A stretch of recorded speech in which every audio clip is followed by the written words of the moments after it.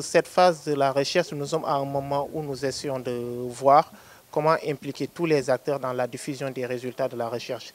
Et l'une des stratégies que nous avons élaborées dans cette recherche, c'est d'impliquer les médias pour qu'ils puissent s'approprier. Et il nous semblait important à cette occasion d'organiser aujourd'hui un atelier de renforcement des capacités des journalistes au niveau de Saint-Louis sur la thématique de la résilience et de la violence. Parce que souvent, ils ont plus tendance à parler de la violence.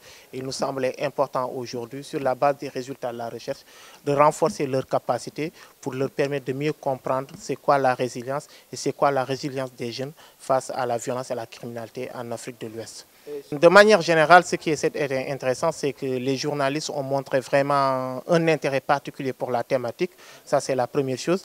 La deuxième chose, c'est qu'au sortir de nos discussions, nous avons convenu avec les journalistes de mettre sur place, de lancer ce qu'on appelle le prix Résilience des jeunes face à la violence, où tous les supports de médias existants, chacun dans sa spécialité, va essayer de produire un papier qui sera évalué par des spécialistes qui, à la fin, vont primer les meilleurs papiers qui sortiront, tout en se disant que le plus important pour nous, c'est que chacun d'eux puisse participer et produire pour montrer quel était leur niveau de compréhension de la thématique sur laquelle nous travaillons.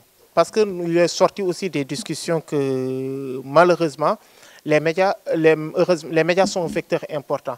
Mais malheureusement, on remarque souvent que dans les médias, on véhicule plus les discours liés à la violence.